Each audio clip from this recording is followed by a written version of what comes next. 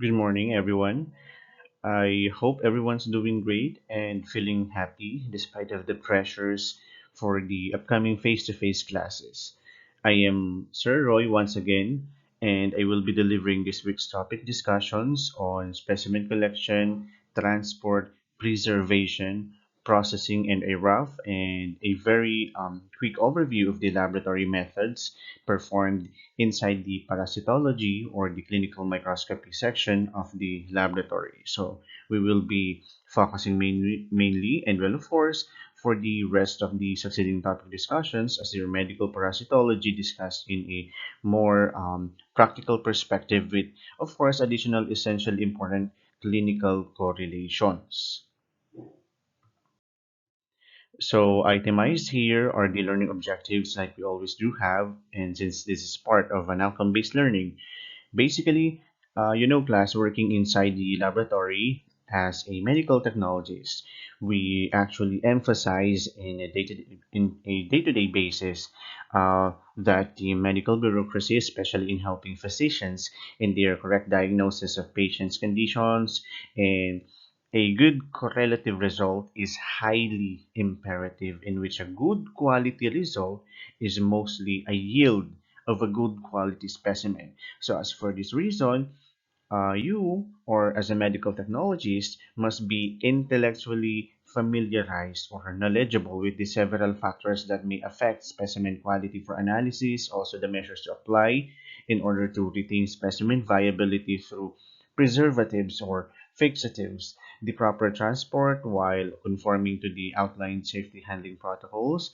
including learning the different basics of fecal processing and methods, which now gives the breakdown of this topic discussion into four main objectives that you are expected to learn from after watching this pre-recorded lecture presentation. Okay, in medical parasitology, we are actually focusing on the analysis or evaluation of samples that are clinically associated with parasitism or pathogenic parasites and or pathology causes. In this case class, our focus is fecal analysis. So basically, we have numerous of disease-causing parasites that shows similar symptoms like diarrhea.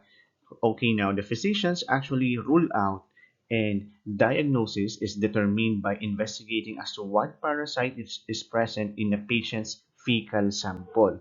So let's just take, for example, an ova or an egg of an Ascaris lumbricoides is seen in a direct fecal smear, and therefore the diagnosis will eventually fall to the condition Ascariasis, and that's exactly why ova and parasite or ONP detection is the most common requisition procedure sent to the laboratory since it is highly definitive and diagnostic. We actually have, for example, several and many other samples for parasite study, but only or but roughly 95% of fecal of sample type submitted in the laboratory is your feces or your stool samples, which makes the most common specimen for parasite study. And well, it is actually justified since most of the disease-causing parasites medically are enterics.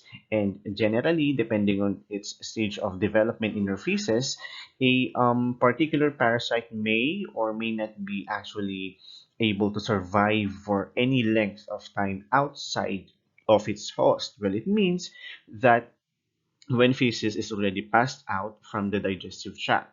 For this reason, the specimen should be transported as immediately as possible to increase the likelihood of finding or catching whatever parasite is present in that fecal sample. Okay, and that's exactly why fresh fecal sample is the most ideal type of specimen for fecal analysis. Okay, predominantly, parasites that causes diseases thrives in your intestines, particularly small intestines, or in your cecum portion of the intestine. So that's a recall from your anatomy and physiology. But other than parasites that infect your intestinal mucosa, there are several parasites too that infects other organs of the human body and that may be collected or isolated from samples other than your fecal samples. So perfect examples are listed in this present slide. We have sputum, blood, urine, and so on. Well, I believe you are already educated about the difference between a sputum and a saliva. But anyway, here is a very quick recall from your anatomy and physiology with a pathophysiology. When we say sputum, it is mainly an exudate which is formed in the course of pulmonary, bronchial, or tracheal infections that may be secondary to certain conditions or due to parasitic evidence. It is mainly a mixture of your ciliated epithelial cells, right? Goblet cells, mucus, and others to name a few. So as exfoliations when you cough up. Now, the relevance of sputum in parasitology is that a certain parasite, like your Paragonimus westermani, the target of this parasite is your lungs. And if a patient is suspected to have paragonomyiasis, sputum is often required for collection and submission for analysis. And what is the requirement for collection? It is the early morning specimen is the most preferable because there is a greater output of representing the pulmonary secretions that have been accumulated during the night. So as you can notice, waking up in the morning, you certainly have experienced a more fluid, phlegmy sensation going on in your throat, right? And that particular thing is what we call as your or what we are referring to as your pulmonary secretions accumulated during the nighttime. Next, we proceed with urine. So as for urine samples class, the collection requirement must be the first morning urine or the first void or a clean catch sample or the mid portion of your morning urine. Since it is the most concentrated and it contains most of the sediments needed for analysis. And that's exactly why also in that is preferred sample for your urinalysis. So specific parasite example that can be found and isolated in urine samples. And one with the most clinical significant value is the Trichomonas vaginalis. It is a sexually transmitted parasite that actually causes trichomoniasis or vaginitis. So what else? In other hand, vaginal secretions is also a sample of choice used for Trichomonas vaginalis detection. So in either samples, there is a high yield of the parasite recovery. So one more example of parasite that can be found on your urine sample is your Schistosoma hematubium. Well, this is actually a blood fluke, meaning to say it thrives within your blood vessels. And since its anatomical target residence is your blood vessels within your urinary bladder, sorry, it has the high tendency to accidentally migrate and penetrate, making its way to your excretion in the form of your urines. Okay, they are mostly present on your urine samples that will be discussed in a more elaborate manner in your lecture. So blood parasites are also known as hemoflagellates that infects human blood vessels on different and particular organs. And since blood contains the most essential biomolecules, such as electrolytes or glucose, what else? And it basically makes it the most perfect culture media for any microorganism or pathogenic or non-pathogenic. So, and that's exactly why class blood parasites are difficult to treat or takes a duration of time to be fully healed. The most common in the Philippines is malaria or generally your filarial worms or your hemoflagellates like your Wuchereria bancrofti, Brugia malayi, what else? Leishmania species, which will be discussed or expounded into detail and in a more complex manner in your parasitology lecture. So blood is collected for your thick and thin blood films for detection of microfilaria, and hemoflagellates in general. So excuse me. Now, basically, class, cerebrospinal fluid is a dialysate of plasma. So when I say dialysate, it means it is an ultrafiltrate or of plasma, and the collection is painful and quite invasive for those who are infected in with cerebrospinal fluid or CSF parasite. So for parasitology sampling, CSF fluid is actually obtained via spinal tap.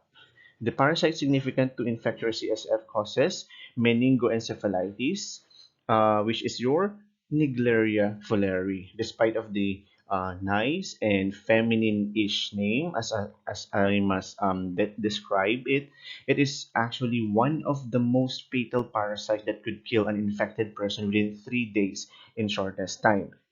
Lastly, your tissue specimen.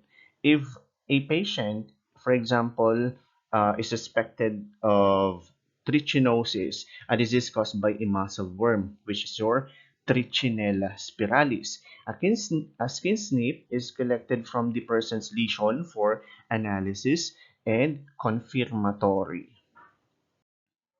So class, moving on, the required and the proper container for fecal specimen must be clear or transparent, disposable, watertight, or leak-proof, wide-mouthed, tight-fitting lid, and sterile. And to make it a more retention specific, I've actually formulated a mnemonic that I've included below.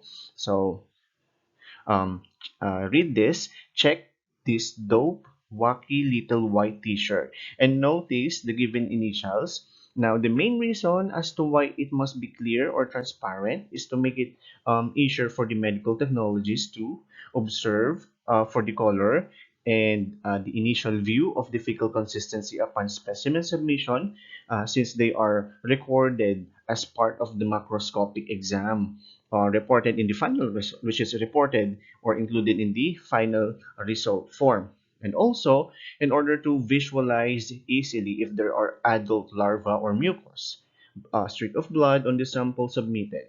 This is also in consideration that there is actually a gap time between between specimen collection by the patient and the transport time before the laboratory receives the sample for analysis, that it must be processed as immediately as possible. So fecal containers are never washable. Remember, class, fecal containers are never washable since they pose a great deal of infectious constituents like bacteria, your parasites, of course, fungi, and potentially your hepatitis virus. But most particularly for those patients that have patients with having hepatitis virus who submitted for requisition for fecal analysis. So moreover, the lid of the container must be tight, leak-proof in order to prevent spillage of the sample and further aerosolization.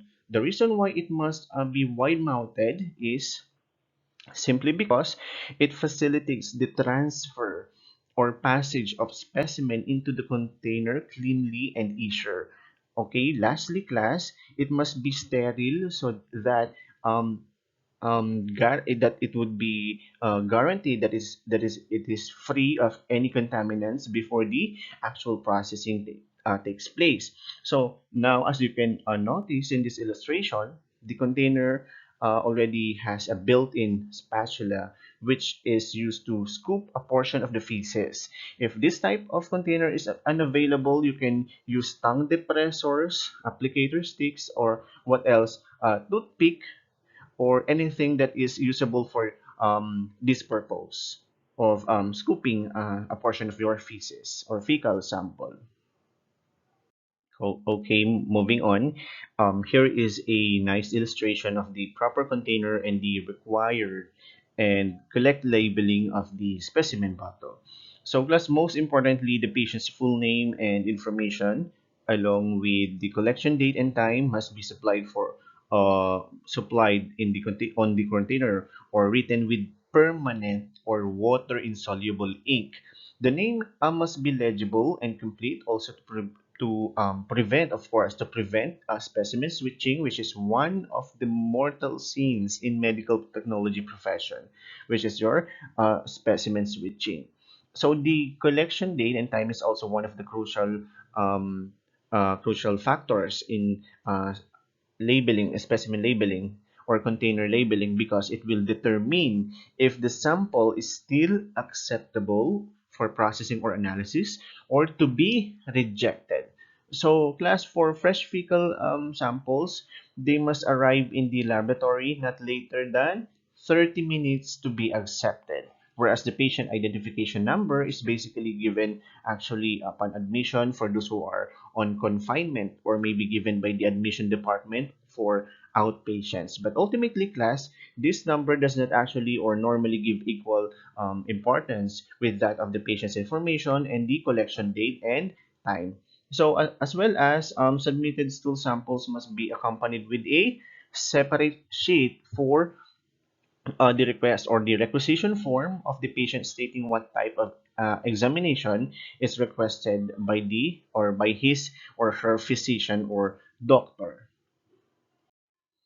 Okay, class, the amount required for fecal analysis is about a size of a walnut, or quantitatively 2 to 5 grams only. But in cases of watery samples, the standard collection amount is at least 10 cc or 10 ml, or just simply fill the fecal container about one-third full. So in a normal or typical frequency, a series of three specimens, as indicated in this particular slide, class, should be submitted on separate days. Specifically, one every other day for 10 days. It is considered to be the minimum necessary to perform an adequate ova and parasite evaluation. And that is according to the Clinical and Laboratory Standards Institute of 2005. Moreover, stool collections from a patient who has severe watery diarrhea, or patient suspected with amoebiasis, such as these parasites present might be missed because of the tremendous dilution factor related to fluid loss. Okay, remember that, class. For these patients, they are actually required to submit 6 samples for 14 days. Okay, remember, for diarrheic samples or patients, they are actually, or they are required to submit 6 samples for 14 days. The medical importance of this sampling or is actually to have a multiple specimen, and adequate spacing will give the best yield of the parasite recovery within that recommended time frames. Okay, class. Moving on, another biological factor is that this procedure ensures an optimum interval of parasite recovery, known to that actually are known to shed diagnostic forms intermittently. Aside from the Mpva, we have perfect examples like your Giardia lamblia and Strongyloides tricholaris. However, even under these circumstances, as I have mentioned, class, in a more medically realistic approach, and such um, based from my personal experiences as a medical technologist for 5 years, if an initial fecal sample resulted to a negative ova and parasite examination, the patient is considered, or the patient is already regarded or considered as free of intestinal parasites. In other hand, if a fecal sample tested positive for Entamoeba histolytica, the patient will be actually directly advised to undergo a 7-day antiprotozoal medication, and is only instructed to resubmit fecal sample after the course of medication, which will now determine if that person or he or she is already amoeba free.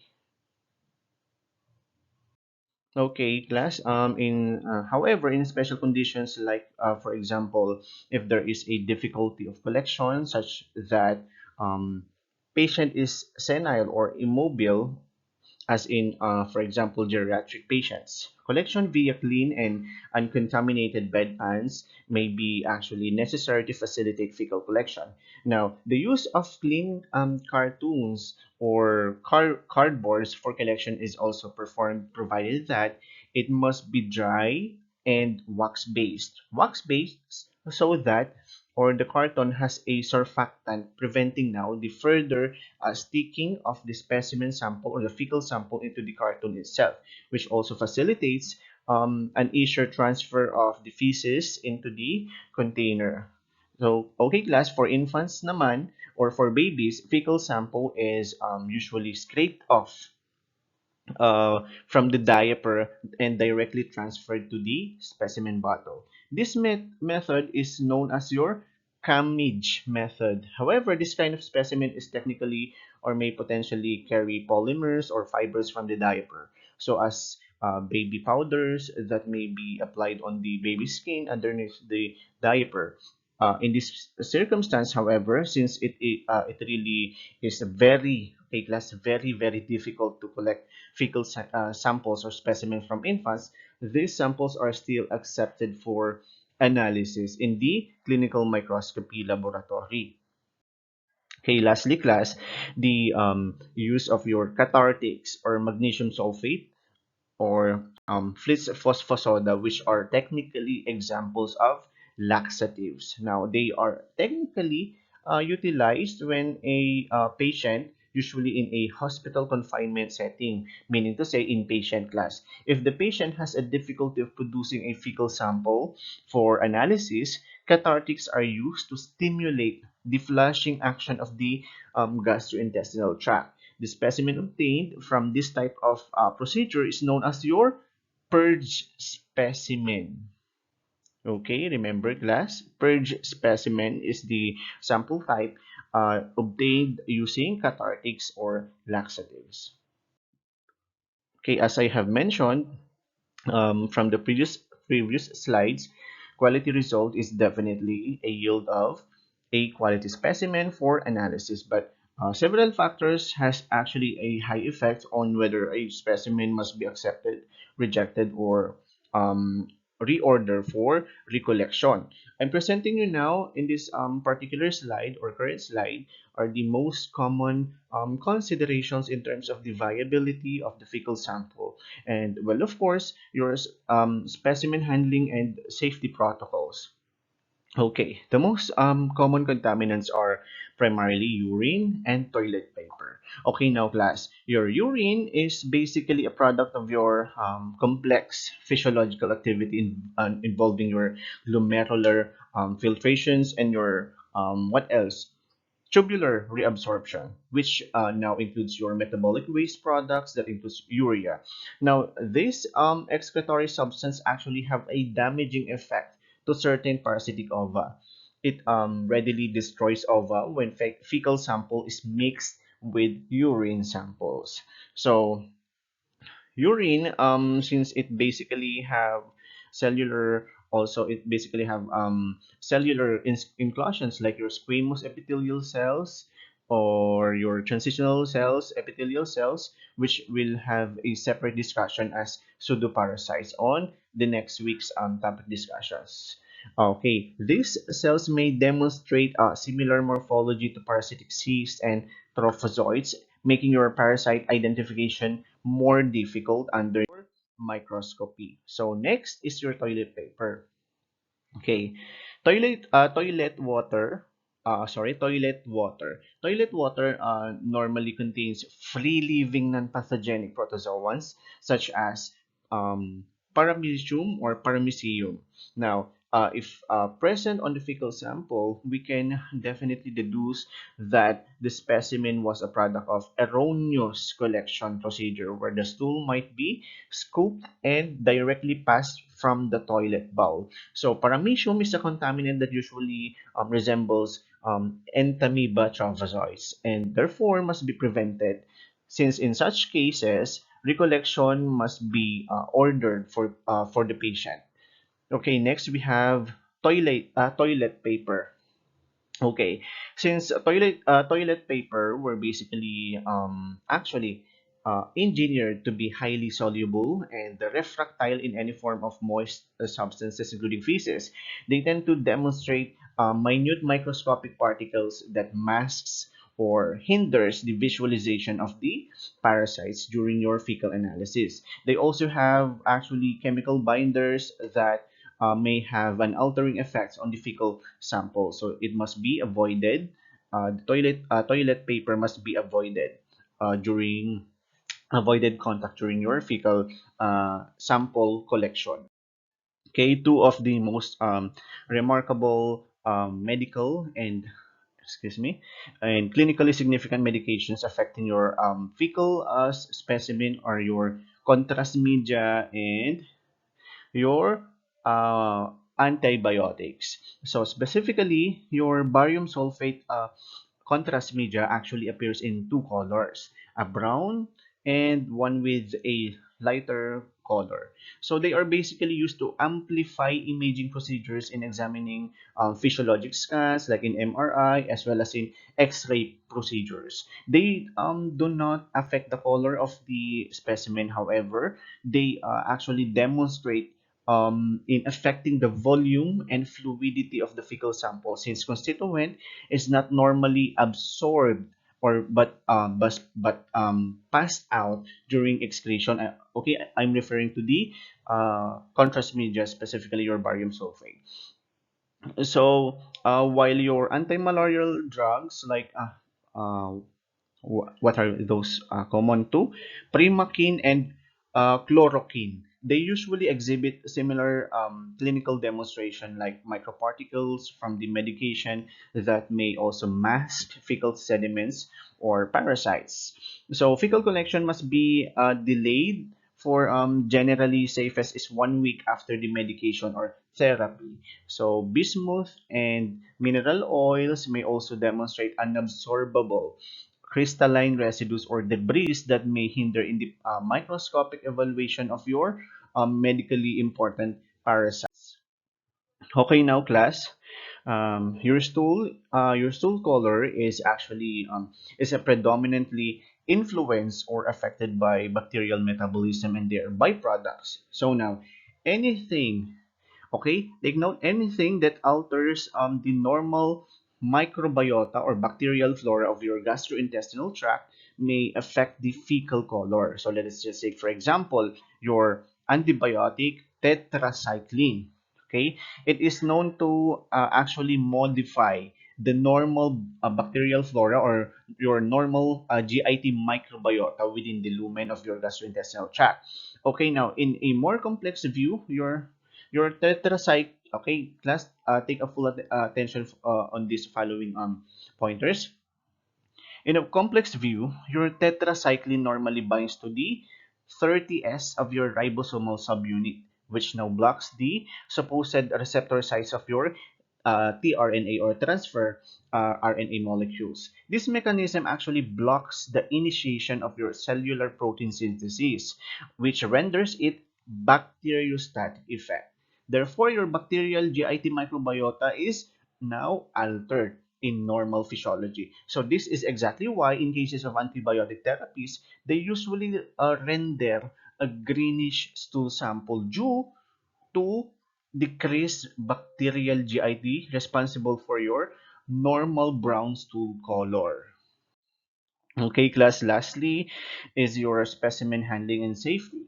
Universal precaution as outlined by the Occupational Safety and Health Administration, fecal samples must be handled as infectious body fluid since it contains potential biological hazards like bacteria, the one that I've mentioned a while ago, bacteria, parasites, fungi, and hepatitis virus. So fecal samples must be treated as equally infectious as your blood and other body fluids. So when dealing with fecal samples, a medical technologist must mandatorily wear gloves and laboratory gowns, primarily, of course, for your safety and to prevent further contamination of the fecal samples or the um, stool samples. Okay, by the way, Your parasitology exams for fecal analysis is usually performed under the clinical microscopy section, but in some occasions, they are included inside the bacteriology section, and that's exactly why, class, in some occasions, a biologic hood or cabinet is also utilized as a necessity during fecal analysis. Okay, certain necessary measures must also be observed actually, like the famous no foods and drinks allowed inside the laboratory. It should be strictly enforced for both clinician safety and prevention of sample contaminations. Okay, moving on, class, these are the general rules and protocols in specimen processing. So, one main objective in proper collection is, as much as possible, to recover parasites with an intact morphology, with a well-exhibited motility for trophozoites. In this particular slide, I'm showing you the standardized processing requirements for each type of stool consistencies. So, okay, class, the consistency of your fecal samples are also crucial in the likelihood of parasite recovery. This information may give an indication of the organism stages that might be present and their urgency of processing requirement. For example, trophozoites are normally and clinically found in soft or liquid specimens. We all know that trophozoites, these forms are very fragile and cannot withstand lengthy time outside, standing time outside of its host, and they rapidly die or they rapidly deteriorate. And that's exactly why, class, it must be processed immediately or within 30 minutes of passage. A mixture of trophozoites and cysts are demonstrated in a semi-formed specimen, and they need to be processed within an hour of passage, while cyst forms are predominantly found in formed specimens, and actually this protozoan form can withstand external conditions. And since form stalls has a more compact consistency, they can be held up to 24 hours before the actual processing. Okay, just an additional pointer, class, trophozoites can never be found or does not actually have the likelihood of recovery on form stools, because trophozoites are motile forms of your protozoans, which means that they exhibit motility or characteristic movements. And since they cannot gain free movement in a formed or hard stools, they are mostly seen in liquidy or watery stools. So as opposed to your cyst forms, these are inactive protozoans and are mostly isolated from form stool samples. However, in it may also appear, or in extreme cases or conditions of parasitism or amoebiasis, they can be found in liquid stools as well. So, general importance of fecal analysis. Okay, class. These are very important, important to know pointers in fecal analysis. So pathogenic parasites actually are medically causes different characteristic diseases that requires different medical and um, treatment approaches. And for this appropriate treatment to take course, the causative parasite must be confirmed first and detected in a patient's fecal sample, and for the physicians to rule out other pathologic causes that may be iatrogenic causes or other than your parasitism. Now, this is exactly why, class, that fecal analysis is performed to detect and recover pathogenic parasites, which will medically lead to a rightful and correct medical or surgical diagnosis before the course of medication and procedure is delivered. And basically, class, pathogenic parasites are invasive and in extreme conditions can cause damages on your intestinal mucosa. So fecal analysis is performed in order to investigate the pathologic cause or causes of gastrointestinal bleeding, which is actually further categorized as either upper GIT bleeding or lower GIT bleeding, which will be discussed in just a moment. So these next two have actually a wide clinical and medical correlations, and that are equally important for discussions as well. So, well, class, in the most simplified terminology, steatorrhea is the malabsorption of fats from your intestinal lumen. You may have probably encountered this on your lecture.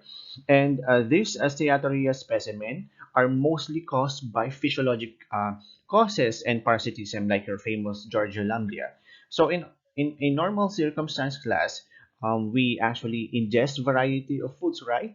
Like carbohydrates in the form of polysaccharides, proteins, and your fatty foods. And basically, okay, class, a recall from your biochemistry and anatomy and physiology. Fats, or also known as lipids, are hydrophilic in nature, right? Which only means that they are not easily absorbed in the lumen of our gastrointestinal tract, particularly your special cells as known as your enterocytes. In this case, class, fats normally form aggregates of globules known as your fat globules, and that's the main reason why, or that's exactly why, our body utilizes an important substance known as the bile, which is synthesized actually from the liver and released from your duodenum. It normally appears as yellow to greenish sticky fluid that acts as detergent that breaks down fat globules through a process known as emulsification. So class, I hope everyone is diligently following with the discussion. So now the broken down fats via bile will turn into smaller fatty acid or cholesterol units called your micelles. Okay, these are already incorporation of your biochemistry and of course your biochemistry and biology. So, okay, now moving on, which it will now be your micelles will now be followed with another cascades of metabolism and then absorbed in your intestinal lumen by your enterocytes. So now when there is a deficiency or decrease in bile salts, we can deduce that there may be number one, a decrease in the synthesis, which can be relative to liver cirrhosis. Number two, there can be no problem in the synthesis, but a decrease in the release of bile, and can be deduced that there may be a blockage on the site or a bile duct obstruction. So it could also be a problem in the digestion where your pancreatic lipase is decreased. That may be also caused by a deficient synthesis secondary to chronic pancreatitis, or the action may be inactivated by the hypersecretion of your gastric acid, since we all know that the pancreatic lipase has an optimum physiologic pH of 8. Okay, class, and all this leads to unabsorbed fatty acids, which will now be passed as a generally characterized frothy, pasty, and bulky stool samples, which is your steatorrhea specimen. So, most important feature of this type of phases is that it floats. Okay, a steatorrhea specimen floats on water, and all these medical correlations falls now on your number three, a general importance of fecal analysis, which is detecting the evidence of malfunction of some parts of the gastrointestinal tract, which includes your liver or your GIT or your pancreas. Okay, moving on, class. I hope everyone is diligently following with the discussion. I'm showing you now in this particular slide is a simplified version of the fecal processing techniques and procedures. When the laboratory receives a fecal sample, the main and most practiced laboratory approach is or as a routine procedure may be categorized into your macroscopic and then preceded by microscopic examination. So when we say macroscopic, it pertains to the evaluation of the overall physical and tangible characteristics of the fecal sample that includes your consistency, color, odor, but okay class, but as of today, this parameter was no longer reported, the odor. So, in the other hand, microscopic examination is technically the confirmatory procedure for ova and parasite identification, which includes your direct fecal smear, concentration, and the staining methods, whereas chemical examinations are actually performed as screening procedures. So, plus this type of examination includes your FOBT, your benzidine test, and so on, which will be um, given a separate week of discussion. So other examinations include thick and thin blood films, which is primarily utilized for detection of your blood parasites or hemoflagellates, the one I have mentioned a while ago. So, class, moving on with the macroscopic examination. This examination is basically, or is always the first procedure to be performed in fecal analysis. As I have discussed from our previous slides, macroscopic parameters like your consistency may be an indicative of the parasite stage present in the stool sample, right? And actually, in an actual laboratory scenario, in my own experience, this examination nowadays only includes consistency and fecal color, since these two are highly definitive of the possible causations of the patient's disease. So, moreover, adult larval worms and troglodytes, since they are anatomically or large enough to be seen or observed without the aid of the microscope or with the aid of microscopy. So, including evaluation for blood streaks and mucus, which can be evidently seen as well macroscopically without the aid of microscope. Also, take note, class, in cases like when a preserved fecal sample is submitted, uh, instead of your fresh fecal sample, this macroscopic examination is usually skipped, since fixatives can alter the consistency, and well, of course, since preserved samples are already a mixture of the feces and liquid fixatives, right? And that is certainly why sometimes upon collection, provided that fixative is to be used, the patient himself can record the consistency of fecal samples already upon passage.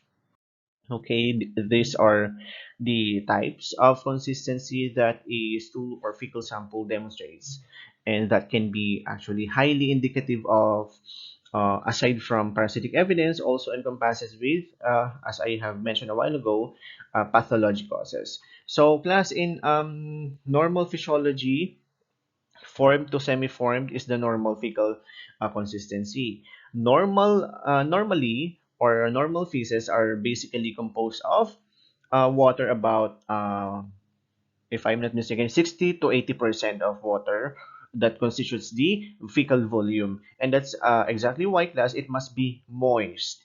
It also contains solids, including enormous number of non-pathogenic bacteria, remains of intestinal secretions, vegetable skins, fibers, and so on. And well, actually, on the following slides, I've included in this presentation, as well as in your lecture notes, the most important clinically significant correlations as to the abnormal fecal consistency, which will as well be we will be encountering during the board exam reviews as highly emphasized topics. So we have here is a nice illustration of your characteristic rice water stool seen in cholera infection. It is caused by your Vibrio cholera. So this bacteria, your Vibrio cholera, I'm referring to the Vibrio cholera. So it is known to release several specific toxins like your cholera toxin or CT. Now, this toxin causes your intestinal or mucosal cells to hypersecrete water within the lumen of your gastrointestinal tract as a form of defense mechanism of your intestinal cells to actually to flush out the toxins. So, and however, what comes with water are your electrolytes. And the more toxin, if the more toxin is released by the bacteria, The more sensitized are your mucosal cells, and the more fluid is hypersecreted. And that's exactly why, class, in this toxin activity will result to a profuse watery diarrhea, leading to a very dramatic fluid loss. So, but unlike in your dysenteric stools or intestinal amoebiasis, which is also characterized by watery stool, the definitive characterization would have to be the presence of blood cells.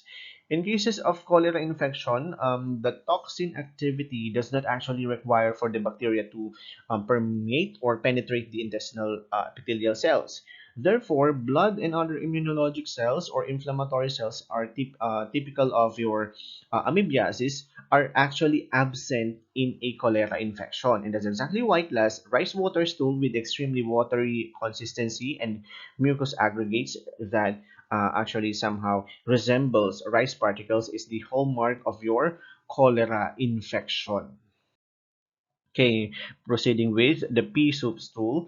It is another hallmark characteristics of another pathologic cause. Your Salmonella typhi is the causative agent of your febrile disease, commonly known as your typhoid infection.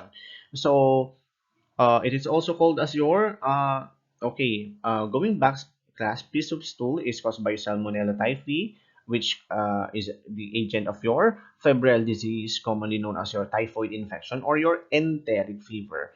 So now, your Vibrio cholera.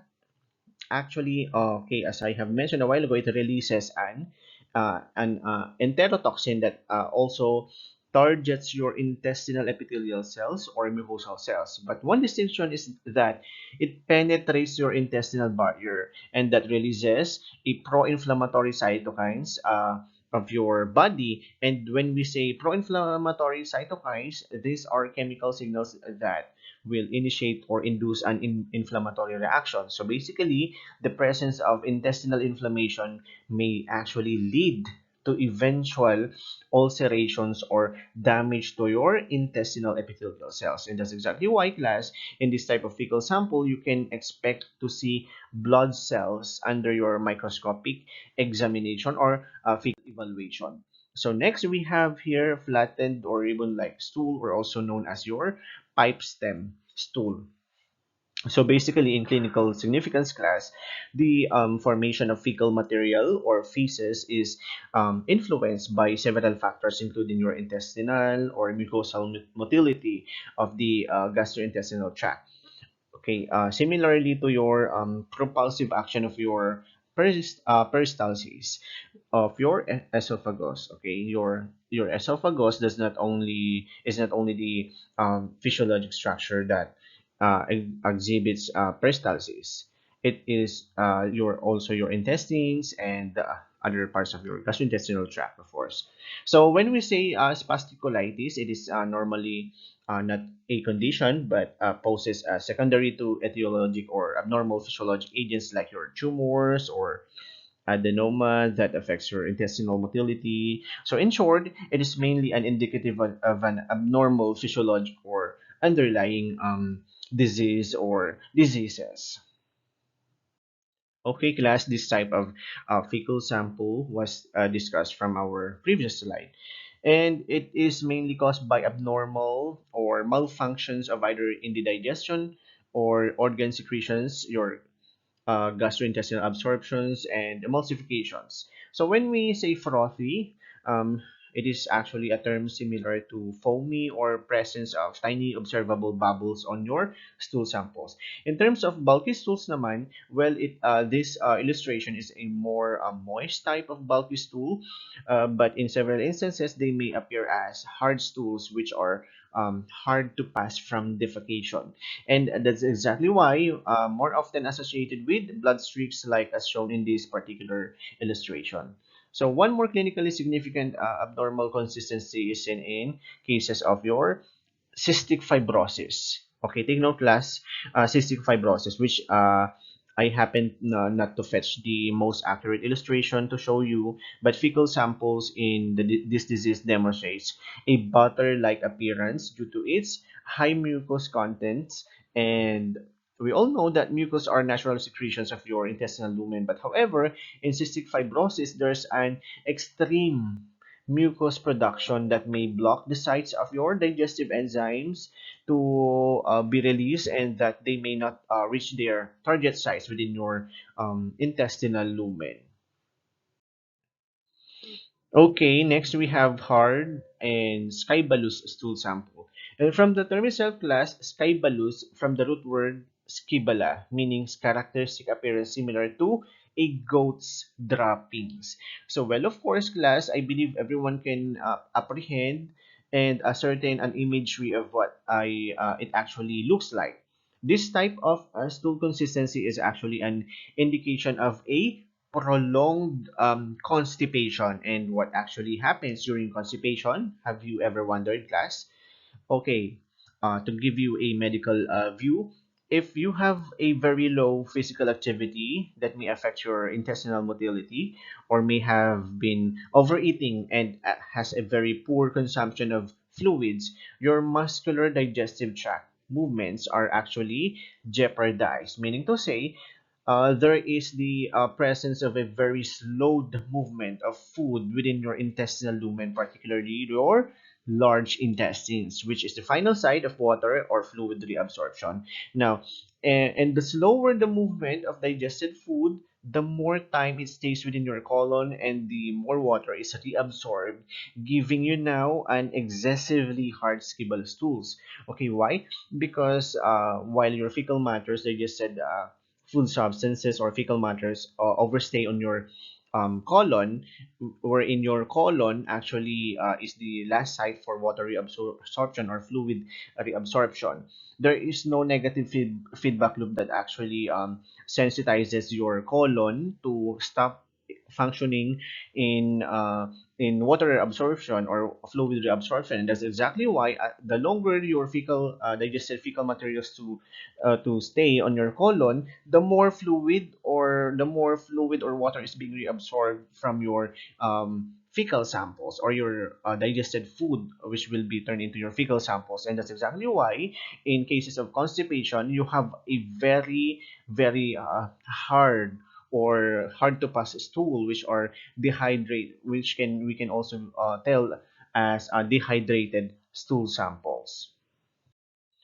So I have also included in our presentation a medical tool or atlas utilized primarily to categorize stool consistencies that falls into seven main types. These images weren't actually the actual or realistic stool samples class. They were only handmade replicas to demonstrate the characteristic of each type. So, well, this is actually only a good to know topic in class, Sean, since it is not clinically utilized here in the Philippines. But however, I'm advising you to consult your modules for their descriptive characteristics. So still under microscopic examination, after evaluation of the consistency is your fecal color. Okay, class. So these are different color variations and their corresponding clinical correlations. So basically, several metabolic factors actually has a high effect on the appearance of your feces, primarily the stool color. So reviewing our biochemistry on the physiologic metabolism, particularly your bilirubin metabolism. So now, um, this is actually comprised of a complex cascade of reactions. So I'm going to cut the entire process and begin with the discussion from an anatomical portion of your small intestines, particularly your ileum. Okay, ileum class. I believe you can, excuse me, you can create an imagery of your ileum. Okay, where actually conjugated bilirubin takes place. So now, class, via hydrolysis reduction reaction performed by your intestinal bacteria, the glucuronic acid is actually removed from the conjugated bilirubin, forming now your urobilinogen. Well, about a few percentage is actually carried back to the blood via your albumin transporter, while the higher remaining percentage of urobilinogen is rapidly oxidized by your intestinal bacteria, forming now your stercobilin, which is primarily Okay, class, take note, stercobilin is primarily a brown metabolic pigment, giving now a brown color as your normal stool color in a normal physiology, and that is how a normal stool color is formed. Okay, next is your yellow stool. So basically, this type usually is due to high milk diet, and that's why, as you can notice, class, babies or infants demonstrates this kind of stool color because they are mainly, of course, dependent on milk since their digestive system development stages are still on progress. And it may also be caused by several factors like senna, which is an example of a stool softener or laxative. Santonin is generally an anti-parasitic medication that may actually modify your intestinal flora. So unchanged bilirubin. So now, as I have discussed recently, bacterial flora within your intestinal lumen greatly affects your metabolism of bilirubin. Okay, if there is a very low volume of normal microbiota, it may result or actually result to an unmetabolized bilirubin, and that explains your unchanged bilirubin. So, eating too much starchy foods may also render a yellowish stool and is actually generally termed as your amyloria or abundance of starch in your feces or fecal. So I can now actually see the importance of having anatomy and physiology as your prerequisite subject for medical parasitology, since it actually truly has a wide correlation factor on your medical parasitology. So just like in our next fecal colors, the red and black or melena stools. So your digestive tract is basically divided anatomically into upper and your lower gastrointestinal tracts. Your upper GIT includes your mouth, esophagus, stomach, and duodenum of your small intestines, while your lower GIT anatomically includes your or the rest of the small intestines down the anus. So now, class, the location of bleeding within certain anatomical portions of your digestive organs may be actually learned via your stool colors. Okay, moving on, your red stool color, or can as well range from bright red, uh, is indicative of a lower gastrointestinal bleeding because red or bright red means that the blood is still fresh and still alive. So it means that the bleeding is only in a close proximity to the anal canal, which now correlates your lower gastrointestinal tract. So and it can be caused by, however, certain conditions like your hemorrhoids, your anal fissures, and so on. But if, for example, there is a bleeding on your esophagus in such conditions like esophageal varices, the bleeding or blood will travel down to your stomach, which has a high acidic environment that literally kills or cooks. That is the technical term, cooks the blood from the bleeding from the esophagus. And this blood, as a result of the bleeding, are converted actually into acid hematine.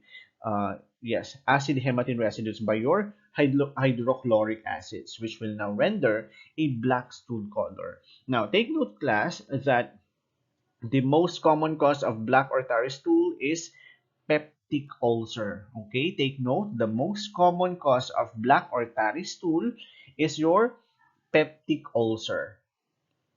Okay, green color is a result of your increase in biliverdin in cases of high green vegetable diets and are commonly seen among vegetarians.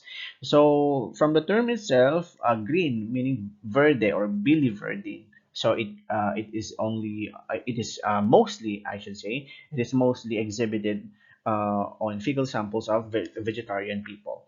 So clay or putty or your alcoholic or tea color stools are caused by the previously explained digestive tract malfunctions, secretions, and may be secondary to pathophysiologic causes like tumors, adenoma, or carcinoma. So grayish stools may be present in um, extreme love for chocolates and cocoa drinks or foods. So lastly, your mucus or fecal sample. It is actually one that is highly definitive of clinical significance, such that we can deduce malignancies or different kinds of conditions that may result to abnormal functions and overall health of the patient, like in cystic fibrosis and others, to name a few. Okay, as I have mentioned previously, in most of the operating laboratories to date, class, the macroscopic examination no longer report and evaluate for fecal odor. The final fecal analysis result form now only provide parameters such as your fecal color and fecal consistency. And fecal odor is already or have actually been omitted since it poses actually health hazard, and it is actually quite difficult to characterize fecal odors. Given these circumstances, however, it is still being thought as a part of the macroscopic examination. Well, of course, in a theoretical view, and since we are in academic or teaching field. So, okay, the normal fecal odor must be offensive but not excessively foul. And to broaden that class, gastrointestinal bacteria largely play a role in determining the odor of your feces or fecal samples. It is actually more of a complex process or processes that includes putrefaction, nitrogen cycle, nitrification, and so on. And that takes another time for a more in-depth, complicated discussion. But for now, we all know that in normal physiology, we basically have digestive particles, your remnants or biomolecules that weren't fully digested and reabsorbed from our brush borders or enterocytes, your epithelial cells in your intestines. The presence of several catalysts such as amino acids and nitrogen compounds like your bacteria finishes the final job of metabolizing these undigested particles into a more useful form of nitrogen for the body's usage. And the final outcome results to your indole and scatole, which now gives the characteristic odor of your feces or fecal sample or stool samples. Now, plus the pH represents slightly acid to neutral, um, to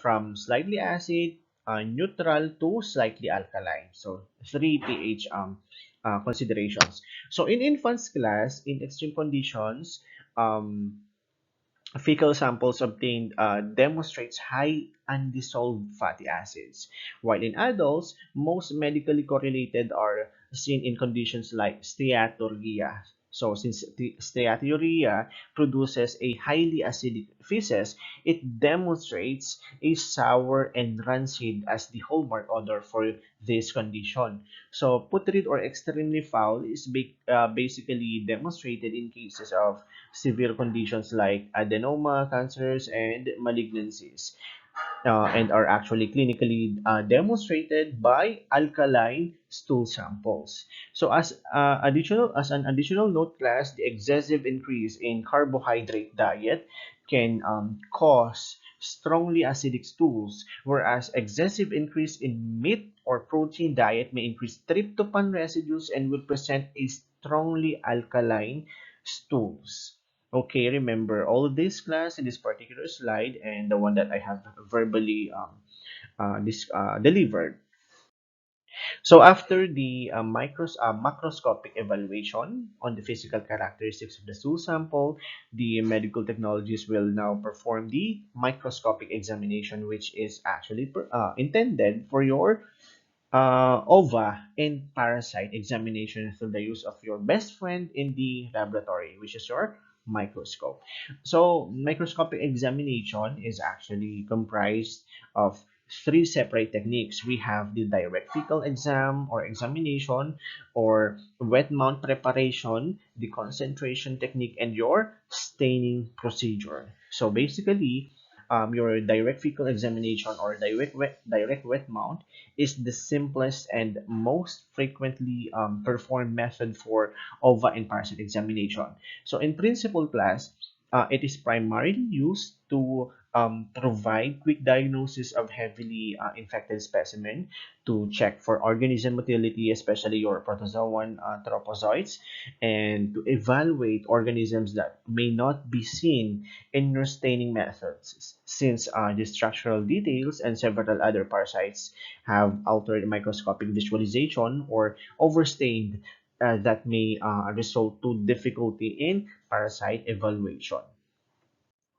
So in these particular slides, the following slides, I will only be presenting you a very quick overview or the general concepts of the different types of procedures or techniques that are performed under your microscopic examinations, since there are weeks allocated for the thorough and more complicated or complex discussions. So I'm presenting you now, class, in this particular slide is the first technique under your direct fecal examination. In NSS mount or normal saline solution mount, from the term itself, class, we use normal saline solution in 0.85% concentration and then mixed with pea-sized stool sample or fecal sample or about 2 grams of your sample. It is directly observed under the microscope, and this procedure actually is considered as the best technique in the observation of trophozoite motility. So as for protozoal organisms in this technique, they will appear as generally very pale and nearly transparent, which are actually two characteristics that require us the use of a low light intensity during microscopy. Since they are nearly transparent and very pale, higher intensity may overshade or may overlight the organisms. So they usually appear as refractile objects, meaning they refract the light and that they appear like glistening particulates under the microscope during your microscopy. Next is your iodine mount preparation. This is normally performed at the same time along with your NSS mount for an optimum evaluation. So sometimes or most of the time they are prepared just exactly in the same slide, so that viewing will give a faster transitioning from the NSS mount to the iodine mount. And also, class, take note that normal saline mount is always read first before the iodine mount or this technique. This technique actually makes use of your Logos or de-Antony solution, which is mixed, of course, with your 2 grams of your fecal sample or stool sample. So Logos solution or your de-Antony solution will enhance your microscopic visualization of the glycogen vacuoles, chromatoidal bars, and what else? It enhances also the details of your protozoan cysts. However, due to the tendency of overstaining, makes it difficult for larval evaluation. And due to its strong chemical composition, class, it may also kill trophozoites and larvae, which will now inhibit us in evaluating for parasite motility. This last one is actually a special technique included under your direct fecal examination. KTS or cathotic smear is a long developed parasite examination procedure which is still performed up to this day. So, okay, a bit of history. It was developed by Cato and Miura in 1954. As for the advantages, it is used primarily for large-scale examinations and can be utilized technique for helminth examination. However, it is not normally recommended for diarrhea or water stools. This technique is actually, or from my personal experiences, it is automatically omitted as an option when dealing with diarrhea stools. Moving on with the concentration methods. Basically, class, fecal concentration has actually become a routine procedure as a part of the complete ova and parasite examination for parasites. It allows the detection of small numbers of organisms that may be missed by using only direct wet mount preparations, the one we have discussed a while ago. There are two types of concentration methods, our sedimentation and flotation techniques, both of which are actually designed to separate protozoan organisms and helminth eggs and larvae from fecal debris by centrifugation and or the differences in their specific gravity. So remember, class, that when using concentration methods, we use centrifugation in order to, number one, separate the protozoan organisms and helminth eggs and larvae from fecal debris. And also, since we are dealing with centrifugation, we are also dealing with the gravitational, or I mean specific gravity or gravitational factors. So in principal, class, this technique is primarily utilized to concentrate parasites present in the specimen to allow recovery of protozoan cysts, oxygen oocysts, microsporidian spores, helminth eggs, and larvae.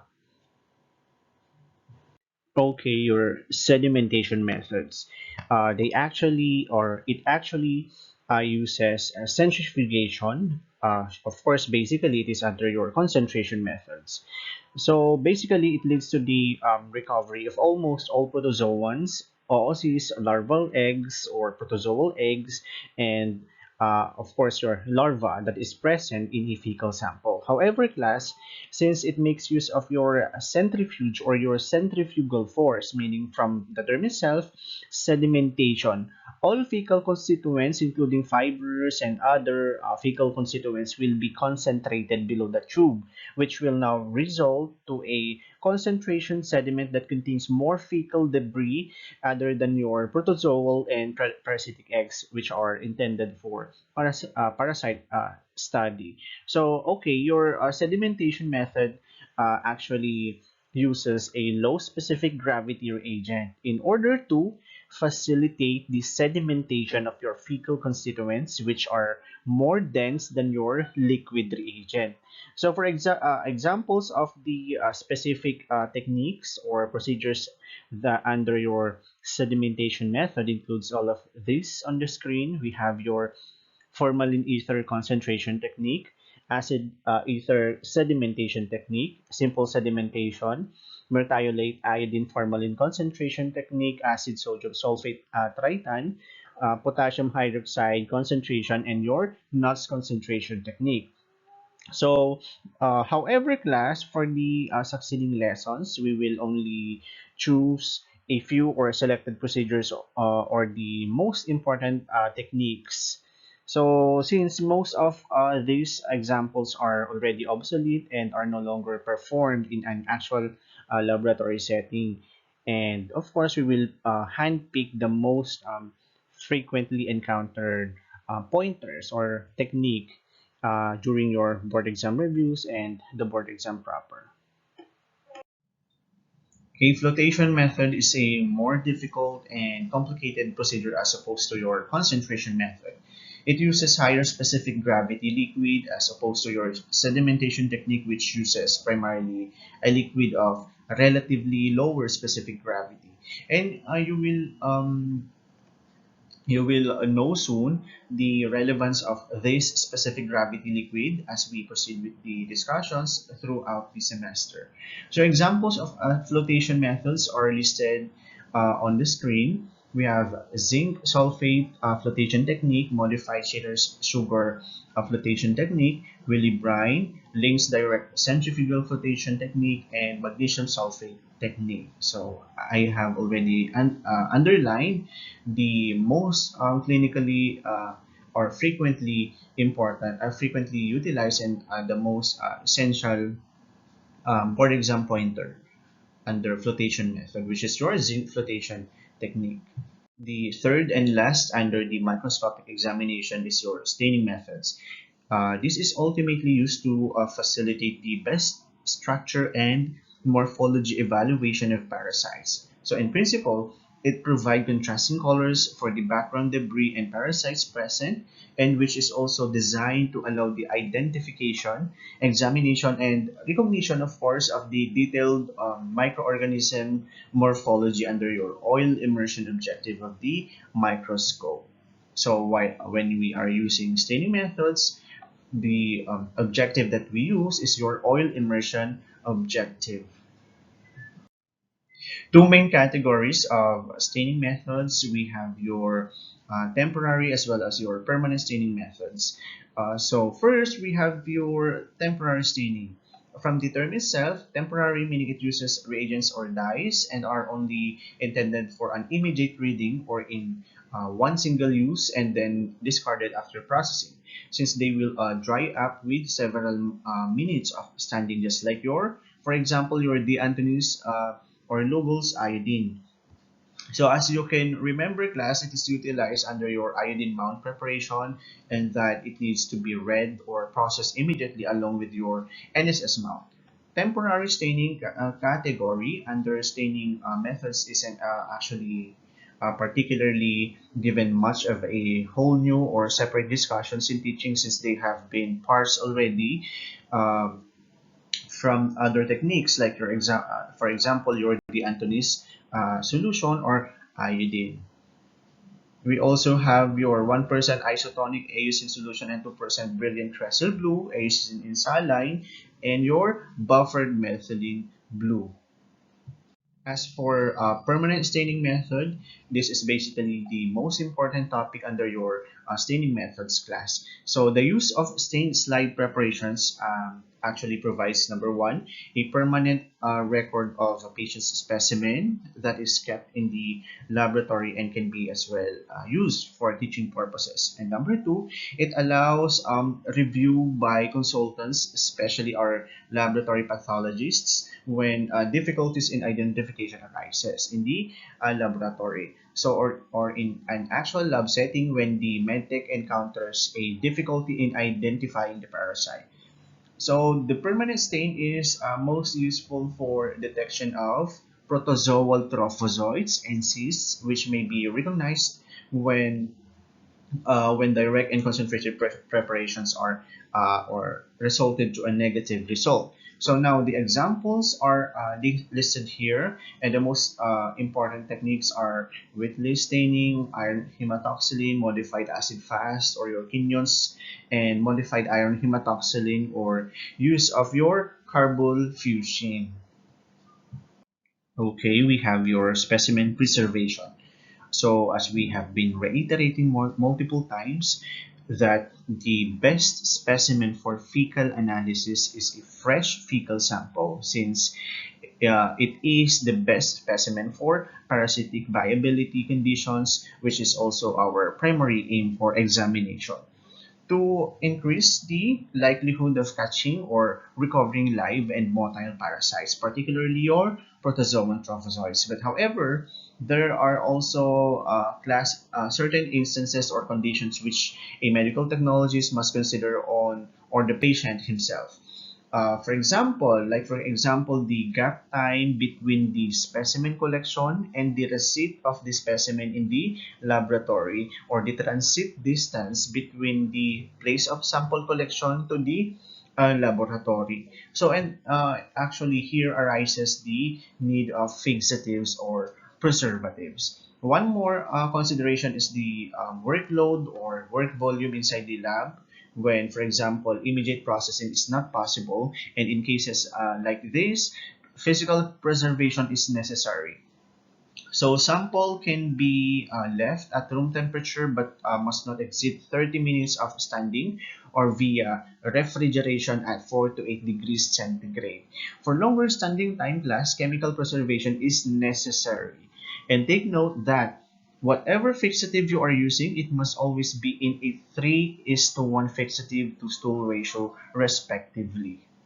Okay, remember class, this always appears on your board exams. Fixative to stool ratio is 3:1. Okay, general significance of fixatives or preservatives. So in cases like a prolonged standing time of specimen, your fixatives or preservatives are actually necessary in promoting the viability of samples, not only for fecal specimen class, but for most of specimens, like, for example, your histologic samples. Since parasites, and we have learned that parasites are very fragile in nature, and given a prolonged waiting time before processing, they easily lost their motility, particularly for your protozoan trophozoites. And they can also die immediately, since most parasites are enterics and cannot live longer outside its host. And lastly, the morphologic features or structures may deteriorate through a little span of time. That may be due to enzymes, of course, the enzymes that promotes autolysis. And also, one action of fixative class is that it transforms the cellular morphology of the parasite membranes to become harder than usual. It also goes the same way with your histologic samples. And this mechanism of action, the hardening of the parasite membranes, prepares your sample to withstand subsequent treatments like your staining reagents, without morphologic distortions. So it will also facilitate a good staining characteristic of your fecal sample, most particularly the structural details of your parasitic samples. Okay, the first and most common is your formalin fixative or preservative. So in a complex view, okay class, recalling our chemistry or biochemistry, or even anatomy and physiology, this is actually a saturated solution of formaldehyde gas in water. So it contains about 40% by volume and 37% by weight formaldehyde gas combined with a chemical stabilizer. There are actually two concentrations that are commonly used in the laboratories. We have your 5%, which is recommended for preservation of your protozoan cysts, and 10%, 10% concentration, which is recommended for helminth eggs and larvae. So I hope class you are consequently referring or consulting with your notes as we proceed with the discussion, since I cannot put into a single slide or all the informations I am verbally delivering, since it cannot contain a lot of text characters in one single slide. So moving on, the mechanism of action of your formalin is that it fixes the membranous constituent or the tissue by adding a specific amino acid, which is your lysine, where it attaches your lysine to the side chains of your protein structure that creates the methylene bridges, where two formaldehyde structure are brought into close proximity, which is basically the main action or the main mechanism that deactivates your protein and make it bound to a certain location of your protein structure. And this cellular view of the action that prevents the deterioration of your morphologic structure, specifically your parasitic membranes. Okay, as for the advantages and disadvantages of formalin. So when using formalin or formaldehyde fixatives or preservatives, it is easy to prepare. It has a long shelf life. It preserves specimen up to several years, and it is suitable for concentration procedures and direct fecal smears. So take note, class, it is suitable for concentration procedures and direct fecal smears. However, for the disadvantages, it is not suitable for permanent staining procedures. Trophozoites are not usually recovered, and the morphologic details of cysts may fade with time, and it also may pose health hazards because formaldehyde or formalin is toxic. So for the succeeding advantages and disadvantages of our different fixatives or preservatives, it will be more on a presentation class, either aside or instead of discussion, since these are actually um, objective and easy to apprehend, and they are not given much of importance when it comes to your board exams. However, If you have cross references like books, ebooks to review about your advantages and disadvantages, it is a good practice. So moving on, your MIF or your mertiolate iodine fixative, or formerly known as your thiomersal iodine fixative, which is actually a good stain preservative for most kinds and stages of parasites found in a fecal sample, or in your feces. It is especially useful for field surveys. It is used with all common types of stools and even your aspirates other than stool samples. Your protozoa and eggs, including your larva or parasitic larva or helminth larva, can be diagnosed without further staining in temporary wet mounts, and it is either made immediately after fixation or prepared several weeks later. Okay, now using this kind of fixative or preservative, within 24 hours, if undisturbed, the specimen forms actually three well-defined layers, which I am showing you now, a nice illustration of it. So the top layer, which is a clear orange fluid, consists mainly of formalin residues, methylate, and water, and it does not likely to trap eggs or protozoa.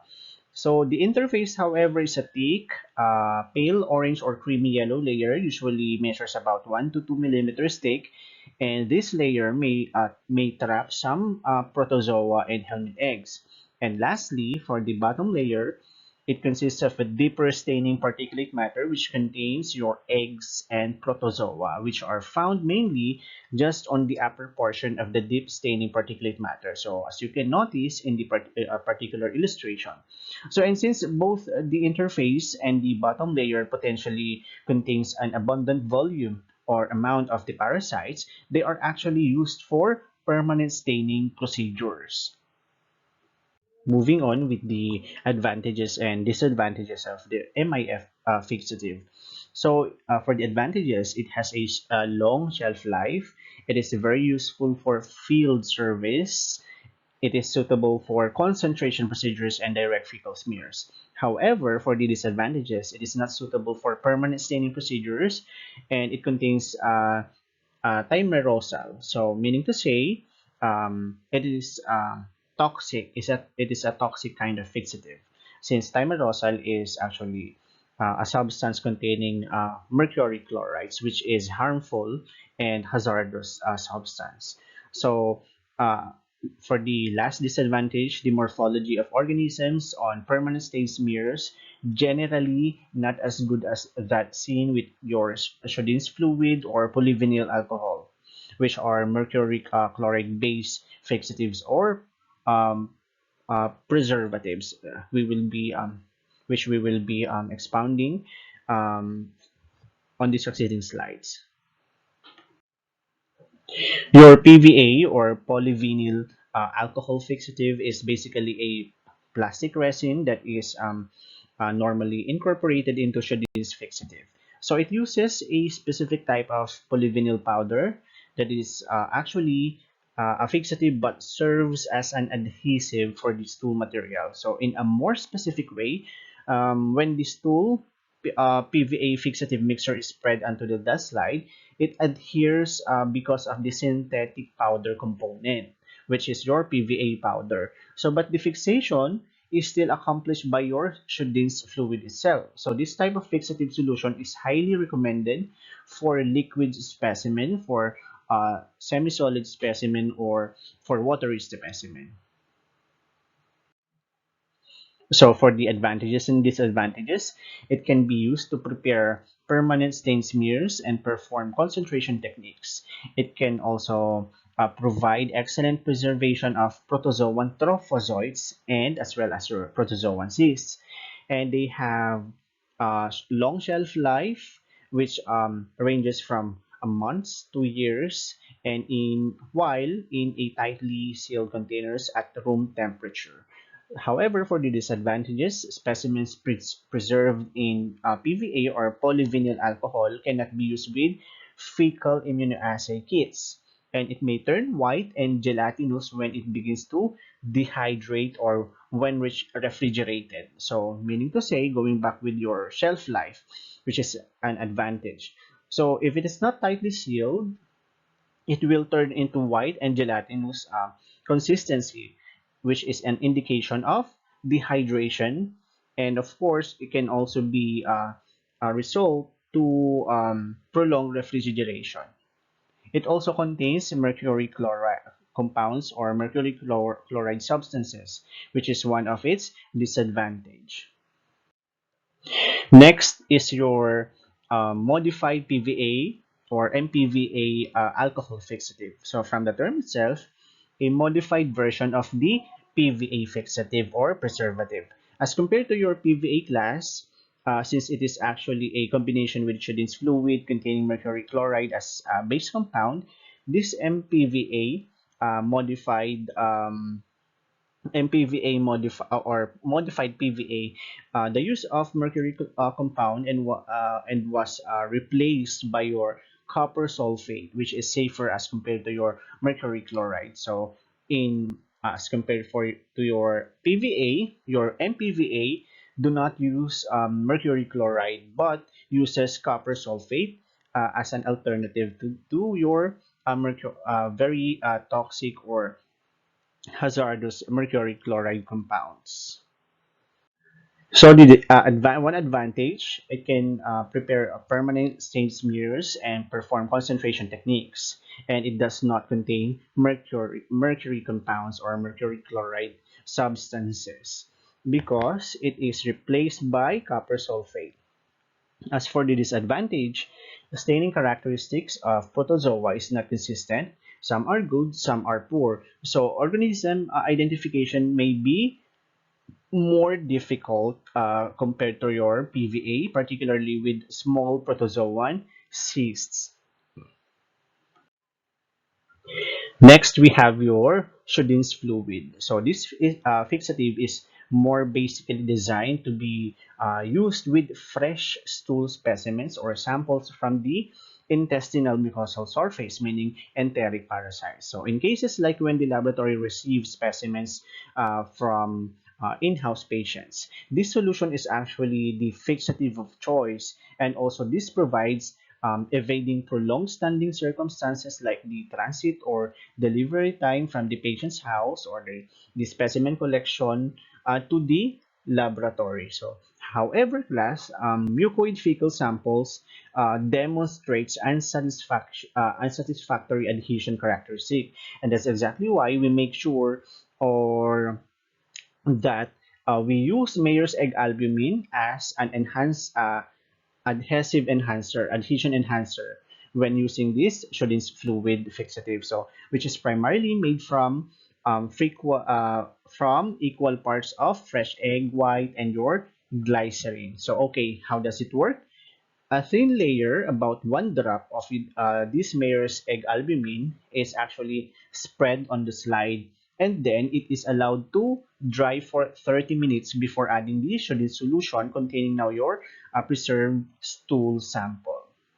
So that is how it is utilized. Your Sjödin's fluid utilizing your Mayer's egg albumin. So I hope, class, that everyone is diligently following with the discussion. So moving on for the disadvantages and advantages. First, we have your advantages. Fixative for smears prepared from fresh fecal specimens or samples from the intestinal mucosal surfaces. It provides excellent preservation of protozoan trophozoites and cysts.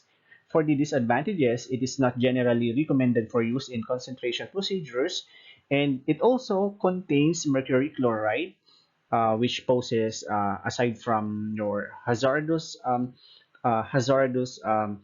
or safety issue or concern, we also it also poses disposal problems because, of course, it is an hazardous substance or compound. The disposal is mainly one of the critical issues is for your disadvantage. So it also exhibits a poor adhesive quality with liquid or mucoid specimen. And that's exactly why we use the mare's egg albumin as adhesion enhancer. Okay, next fixative is your SAF or your sodium acetate formalin.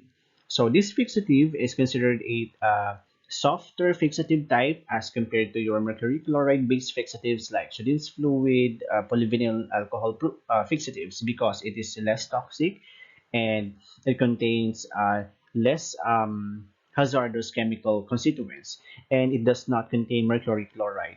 So, however, parasite morphology is not quite as sharp after permanent staining as that of parasites fixed in solutions containing mercury chlorides like your polyvinyl alcohol, Schodin's fluid, and so on.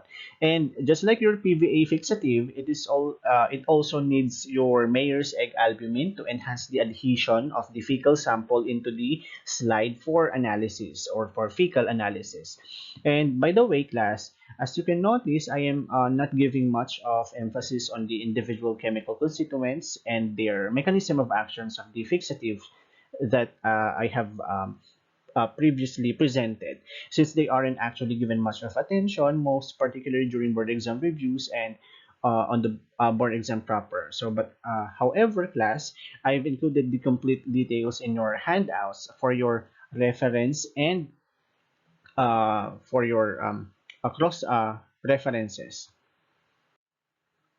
For the advantages and disadvantages, it is suitable for concentration procedures, direct fecal staining, and permanent staining, and can be used for antigen tests, mostly in um, immunologic tests. So, or serologic tests rather. So, it also does not contain mercury compounds, which makes it an advantage among other fixatives that contain mercury compounds or your mercury chlorides. So as for the disadvantage, of course, it poses or exhibits or demonstrates poor adhesive properties, and that's exactly why, again, just like your Schodin's fluid, we use the Mayer's albumin to enhance the adhesion of the fecal material or the fecal sample to your slide for fecal analysis. Next disadvantage is that protozoan morphology in a stain smear is not clear and limited stain, meaning to say it is this kind of fixative is a rare kind of fixative, and it has a limited resources for the manufacture of this kind of fixative because of the chemical constituents that are used to manufacture this fixative. Moving on. So lastly, we have your single vial collection system or your alternative vial collection system. So these are basically kits consisting of vials of readily prepared preservatives or fixatives that are appropriate for performing a wide range of parasitic or parasitology examination, including your direct fecal examinations, your concentration procedures, what else, your preparation of stain smears. Okay, this collection systems are already made available from a number of commercial sources at a low cost. And basically, class, of course, instead of preparing, measuring, and mixing several raw fixative constituents, as previously discussed, these kits are especially more helpful and easier, since most particularly for those patients who are unable to bring in a fresh fecal sample in a timely fashion, or for those who will be collecting several specimens over the course of several days, just like in cases of multiple sample submission in amoebiasis. Okay, for the advantage, it can be used to prepare permanent stains, smears, and perform concentration techniques and do not contain mercury chloride compounds.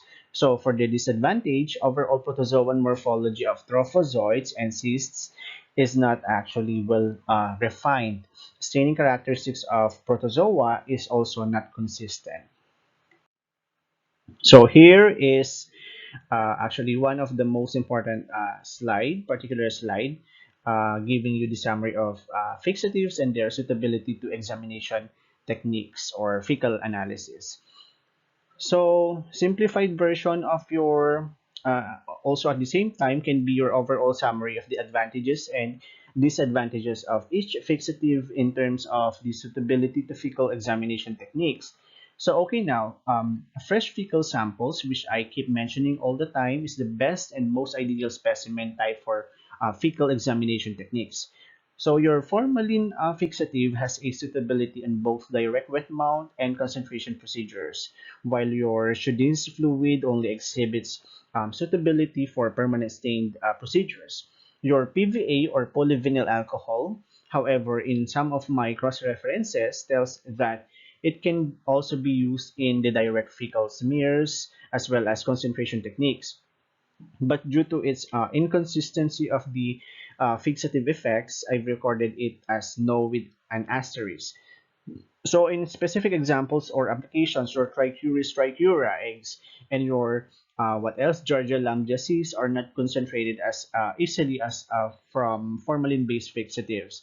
And your strongyloides trichoralis larval morphology results to an actually poor microscopic visualization. So what else is your isospora belli may not be visible in PVA fixative, and these are some of the very important considerations when choosing this kind of fixative. So next is your modified polyvinyl alcohol, which renders a suitability to both concentration and permanent staining, but not in direct wet smears. While your MIF is not recommended for permanent staining techniques, your SAF and including your single vial collection system demonstrates suitability to three of the microscopic examination techniques. So that is the overall summary of some fixatives that we have discussed a while ago and their suitability to examination techniques, most particularly on your direct wet mount preparations, concentration procedure, and permanent stain smears. Final topic for this week's discussion class is your specimen transport. So transport of a specimen is performed when the patient have collected the fecal sample away from the laboratory or in cases like in-house patients. So it must also be taken into consideration the use of fixatives or preservatives in a very, very distant location of a specimen source. So the specimen transport is also performed when the required examination is unavailable. The receiving laboratory may send out the sample to another laboratory that offers that particular test or procedure. For example, is your fecal occult blood test. Anyway, class, in a specimen transport, it is imperative to see to it that the specimen is placed in a proper container, like the one I am showing you now, with labels like the name of the patient, of course, to prevent specimen switching, also the age and sex, especially your, of course, most importantly, your date and time of collection must be properly and also must be properly labeled on the container, and it also must be put in a Ziploc bag for a properly secured Ziploc bag to prevent leakage of this specimen. And also, the use of a single vial system container is actually a more conducive choice in specimen transport. And lastly, don't forget that the sample must be accompanied with the requisition form in order to determine as to what fecal examination is to be performed. So this form also includes the actually includes the same information seen on the label of the fecal container. Okay, all these are the main and breakdown of the must considerations during fecal specimen transport. So finally, class, that ends our class discussion for this week, and I hope that everybody has made their own personal good notes, particularly to all the informations that were verbally delivered, most particularly those that are not included in your lecture handouts.